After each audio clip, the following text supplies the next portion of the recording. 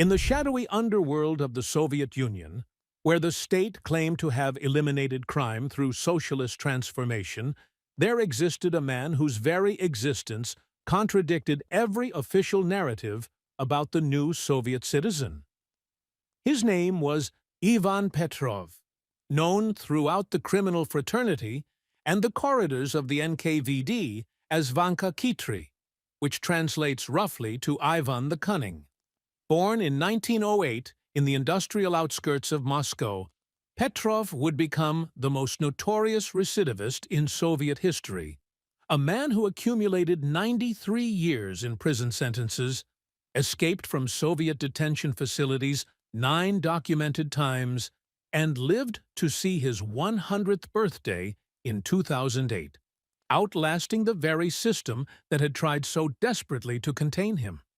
The story of Vanka Khitry is not merely the tale of one criminal, but rather a window into the contradictions and failures of the Soviet penal system, the persistence of a criminal underworld that officially did not exist, and the remarkable resilience of human ingenuity even under the most oppressive circumstances. To understand how one man could accumulate nearly a century of prison time and still die a free man requires understanding the peculiar nature of Soviet justice, the evolution of the Gulag system, and the unwritten codes that governed life both inside and outside Soviet prisons. Petrov's early life coincided with the most tumultuous period in Russian history. Born just 3 years before the fall of the Romanov dynasty, he came of age during the Civil War, when the traditional structures of society collapsed, and survival often meant operating outside whatever law existed at any given moment. His father had been a factory worker in Moscow who disappeared during the Civil War, likely conscripted into one of the Red Army units, or simply killed in the chaos that consumed Russia between 1918 and 1921. His mother worked in a textile factory, one of millions of women who formed the backbone of early Soviet industrial labor. But her wages were insufficient to feed a growing boy during the years of war communism, when the state requisitioned grain and famine stalked the countryside. It was during these formative years that young Ivan learned the skills that would define his life. The streets of Moscow in the early 1920s were filled with besprizorniki, the homeless children orphaned or abandoned during the years of war and famine. Estimates suggest that by 1922, there were perhaps 7 million of these children roaming Soviet cities, forming gangs, stealing to survive, and creating their own social structures in the ruins of the old world. Petrov, though not technically an orphan, spent much of his time among these children, learning the arts of pickpocketing, burglary, and most importantly, the ability to read people and situations with uncanny accuracy. His first arrest came in 1924, when he was 16 years old.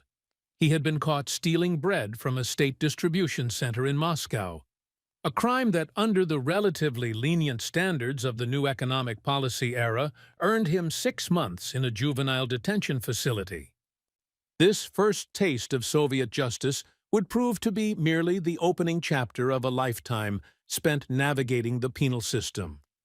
The facility where he was held was overcrowded, understaffed, and largely ineffective at rehabilitation.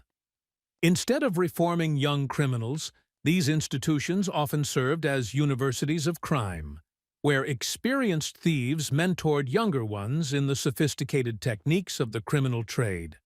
Upon his release in 1925, Petrov did not return to legitimate work. The Soviet Union of the mid-1920s was a society in transition, where the revolutionary fervor of the early years was giving way to the bureaucratic consolidation of power under Stalin. For someone like Petrov, who had grown up in chaos and learned to survive through cunning rather than compliance, the increasingly regimented Soviet society offered little appeal.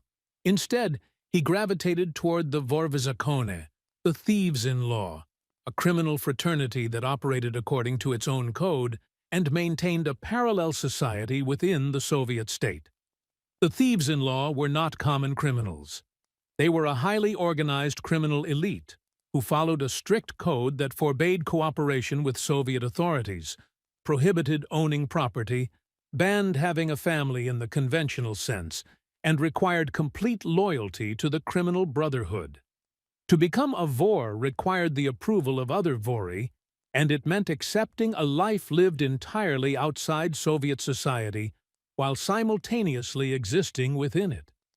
Petrov's intelligence, his skill at theft, and, most importantly, his absolute refusal to cooperate with authorities made him an ideal candidate for this criminal aristocracy.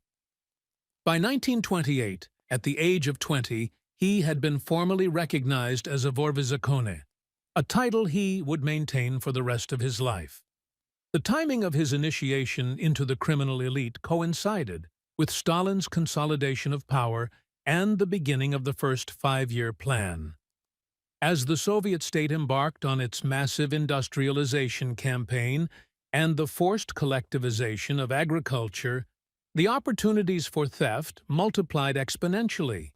The chaos of collectivization, the movement of millions of people from countryside to city, and the construction of massive industrial projects created an environment where goods could be stolen, identities could be changed, and a clever criminal could operate with relative impunity despite the growing power of the secret police. Petrov's specialty was not violent crime, but rather sophisticated theft. He targeted state warehouses, railway shipments, and the nascent Soviet retail system. His methods were characterized by meticulous planning, the use of forged documents, and an uncanny ability to blend into Soviet society when necessary. In 1930, he was arrested for the theft of industrial equipment from a factory in Leningrad, a crime that netted him his first substantial sentence of 8 years in a labor camp. This marked the beginning of his long relationship with the Gulag system, a relationship that would define the rest of his life. The labor camp to which he was sent was located in the Komi Republic, part of the vast network of camps that were rapidly expanding across the Soviet Union.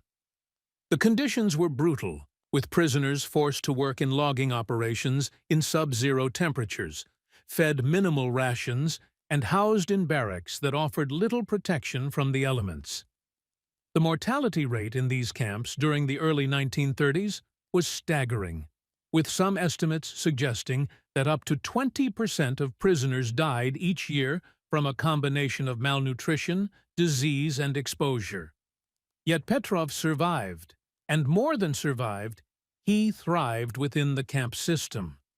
The Vori had their own hierarchy within the camps, and as a recognized thief-in-law, Petrov was part of the criminal elite that often controlled the internal economy of the camps.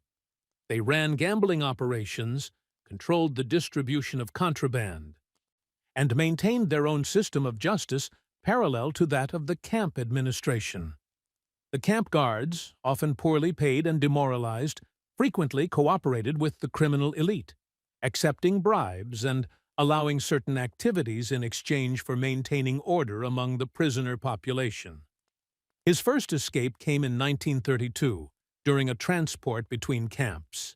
The details of this escape, like many of his exploits, became part of criminal legend, embellished and retold throughout the Soviet underworld. According to the most reliable accounts, Petrov and 3 other prisoners managed to overpower their guards during a stop at a remote railway station in the Urals. They disappeared into the vast forests of the region, surviving on stolen food and avoiding the manhunt that followed. Petrov remained free for nearly 3 months before being recaptured in Moscow, where he had boldly returned to resume his criminal activities. This escape added 10 years to his sentence, but it also enhanced his reputation within the criminal world. Escaping from Soviet custody was considered the ultimate demonstration of cunning and courage, and each successful escape elevated a criminal's status. For Petrov, escape was not merely about freedom, but about maintaining his identity as someone who could not be contained by the Soviet state. The 1930s were the peak years of Stalin's terror, and the Gulag system expanded to encompass millions of prisoners. Political prisoners, kulaks, members of ethnic minorities, and common criminals all found themselves in the camps, creating a complex social ecosystem. The relationship between political prisoners and the Vori was often antagonistic. Political prisoners, many of whom were loyal communists who believed they had been unjustly arrested, maintained faith in the Soviet system and often looked down on common criminals. The Vori, in turn, viewed political prisoners as naive collaborators with the state and frequently victimized them within the camps. Petrov's second escape occurred in 1936 from a camp in the Kolyma region, one of the most remote and brutal parts of the Gulag system. Kolyma, located in the far northeast of the Soviet Union, was synonymous with death. The gold mines and construction projects there consumed prisoners at an appalling rate, and the region's extreme climate made escape seem nearly impossible. Yet Petrov, along with two other prisoners, managed to steal supplies and make their way across hundreds of miles of tundra. They were recaptured after 6 weeks, suffering from severe frostbite and malnutrition. But the mere fact of attempting such an escape in Kolyma became legendary. The outbreak of World War II in 1941 transformed the Soviet Union and its prison system. As the Nazi invasion pushed deep into Soviet territory, the camps were partially emptied as prisoners were offered the chance to join penal battalions and fight at the front. This policy created a crisis within the criminal world. The Code of the Vori explicitly forbade cooperation with Soviet authorities, including military service. When some criminals accepted the offer and joined the Red Army, it created a schism within the criminal fraternity that would erupt into violence after the war. Petrov, true to the thieves' code, refused to join the military. He remained in the camps throughout the war years, enduring conditions that became even more brutal, as resources were diverted to the war effort. The death rate in the camps during the war years skyrocketed, with prisoners receiving even smaller rations and being forced to work even longer hours to support the war economy. Yet Petrov survived, maintaining his status within the criminal hierarchy and even managing his third escape in 1943, though he was recaptured within weeks. The end of the war in 1945 brought a new crisis to the Soviet criminal world. Those criminals who had fought in the war, known as suki or bitches for their betrayal of the thieves' code, returned to the camps expecting to resume their former status. The traditional Vori, including Petrov, refused to accept them, leading to the Suka Wars, a brutal conflict within the Gulag that lasted from 1945 until the early 1950s. The Soviet authorities, in a cynical display of divide-and-rule tactics, often encouraged these conflicts, providing weapons to the Suki and allowing them to attack the traditional thieves. Petrov was deeply involved in these conflicts, serving as one of the leaders of the traditional Vori faction. The violence was extraordinary, with thousands of prisoners killed in knife fights, ambushes, and organized battles within the camps. The authorities used the conflict to weaken both factions, and many of the most prominent Vori were killed during this period. Petrov survived, in part through his cunning, and in part through his willingness to escape whenever the situation became too dangerous. His fourth, fifth, and sixth escapes all occurred during the Suka Wars, each time fleeing camps where his life was in immediate danger from either rival criminals or camp authorities. By the time Stalin died in 1953, Petrov had accumulated over 40 years in prison sentences and had become one of the most notorious criminals in the Soviet Union. His criminal file, which would eventually grow to thousands of pages, documented a career of theft, escape, and defiance that seemed almost impossible. Yet he continued, driven by a combination of necessity, pride, and an absolute refusal to submit to Soviet authority. The post-Stalin thaw brought some reforms to the Gulag system. Millions of political prisoners were released, and conditions in the camps improved marginally. However, for career criminals like Petrov, little changed. He continued to be arrested, sentenced, and imprisoned in a cycle that seemed endless. His seventh escape came in 1957 from a camp in Kazakhstan. By this time he was 49 years old, an age when most criminals had either died, been broken by the system, or found some accommodation with Soviet society. Petrov remained defiant. The 1960s saw further changes in Soviet society. The Gulag system was officially dismantled, replaced by a network of corrective labor colonies that were supposed to be more humane and focused on rehabilitation. In practice, these colonies retained many of the brutal characteristics of the camps, and the criminal hierarchy continued to function within them. Petrov, now in his 50s and 60s, remained a respected figure within the criminal world, though his days of active theft were largely behind him. His eighth escape occurred in 1965 from a colony in the Russian Far East. This escape was notable because Petrov was now 57 years old, an age when most people would be considering retirement. Yet he managed to escape and remain free for nearly a year, living in various Soviet cities under false identities before being arrested in Leningrad in 1966. This arrest added another 15 years to his cumulative sentence, bringing his total to over 70 years. The final decades of the Soviet Union saw Petrov become something of a living legend. Younger criminals regarded him with awe, a man who had maintained the old code through decades of imprisonment and who had never cooperated with authorities. His ninth and final escape came in 1972, when he was 64 years old. He escaped from a colony in Mordovia, one of the regions with the highest concentration of prisons in the Soviet Union, and managed to remain free for 8 months before being recaptured in Moscow. By the 1980s, Petrov was in his 70s, and the Soviet authorities faced a dilemma. He had accumulated 93 years in prison sentences, an absurd total that highlighted the dysfunction of the Soviet justice system. He had spent more of his life in prison than out of it. Yet he remained unrepentant and unbroken. The authorities, perhaps recognizing the futility of continuing to imprison an elderly man who had become a symbol of resistance, began to release him periodically, only to rearrest him when he inevitably returned to criminal activity or violated parole conditions. The collapse of the Soviet Union in 1991 found Petrov, now 83 years old, living in Moscow. The criminal world he had known for 7 decades was changing rapidly. The old Vori code was breaking down as younger criminals embraced capitalism and cooperated with the new Russian state.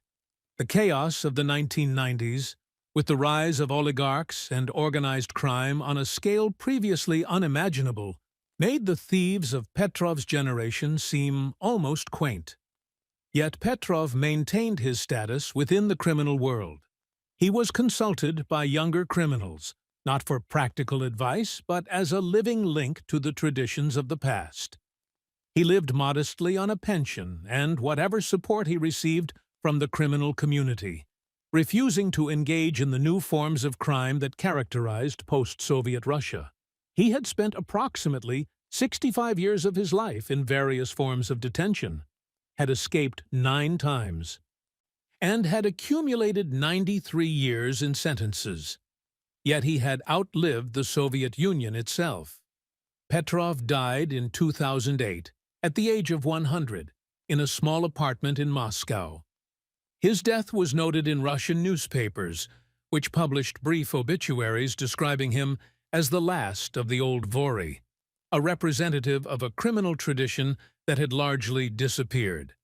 His funeral was attended by hundreds of people from the criminal world, a demonstration of respect for a man who had never broken the code and never cooperated with authorities. The story of Vanka Khitry illuminates several important aspects of Soviet history that are often overlooked. First, it demonstrates the persistence of a criminal underworld throughout the Soviet period, despite official claims that socialism had eliminated crime. The Dvory Zakony created a parallel society with its own rules, hierarchies, and traditions that survived 7 decades of Soviet power. Second, it reveals the failures of the Soviet penal system, which, despite its massive scale and brutal methods, could not reform or contain career criminals who rejected Soviet values. Petrov's 9 escapes and his ability to survive decades in the Gulag demonstrate that even the most oppressive system had weaknesses that could be exploited by those with sufficient cunning and determination. Third, Petrov's story raises questions about the nature of resistance and defiance. While he was a criminal who stole from ordinary Soviet citizens and participated in violence within the camps, he was also someone who absolutely refused to submit to Soviet authority. In a system that demanded total conformity and cooperation, his lifelong defiance represented a form of resistance, even if it was not political in nature.